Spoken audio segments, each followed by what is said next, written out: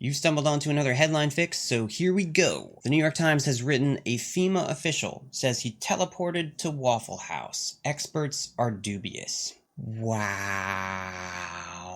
Hey, New York Times, where I come from, and also where everyone comes from, waking up in a Waffle House and not knowing how you got there isn't teleportation. That's alcoholism. If you're waking up alone in the wee hours in any of these dual-mode family restaurants, like they have one face during the day and then another much sadder face later on when the edgy high school kids and the teleporters get there, places like Waffle House and Perkins, Bob Evans, if you're waking up in one of these places and you don't know how you got there, the least believable way that could have happened is teleportation. And that was just the Instagram post title, because the actual headline for the article where they covered this is, "No one at Waffle House remembers FEMA official who says he teleported in." And the subtitle is, "Greg Phillips, who is in charge of responding to fires and floods, says the hand of God suddenly and mysteriously moved him to a 24-hour breakfast spot in Rome, Georgia." Look, that's a dumb headline because no one is going to remember anyone in the wee hours of Waffle House operation who looks just like everyone else who stumbles in during the wee hours of Waffle House operation. Like, how long was it after his drugged out stupor that you actually got there to ask anyone if they saw him? I don't remember 99% of the people I saw yesterday. The other thing about this is that we need to stop reporting on these things that are so important as if they're just a he said, she said debate that you're doing like a man on the street style interview for. This is not like a, hey, how do you feel about having the new nuclear cheese factory in town? Which will bring up various opinions that are non-verifiable, and it's worth knowing how applicable people feel about applicable things in their environment. This is not that.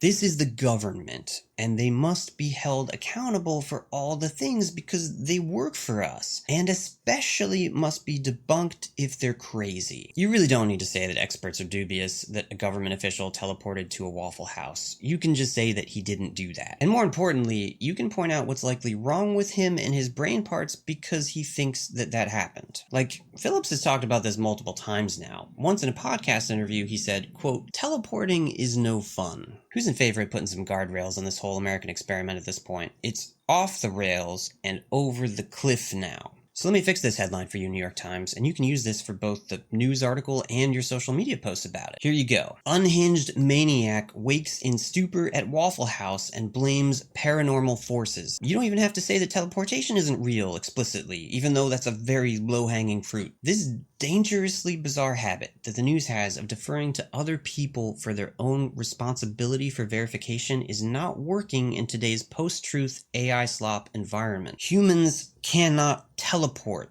You do not have to equivocate about that. You're welcome, New York Times. My invoice is in the mail.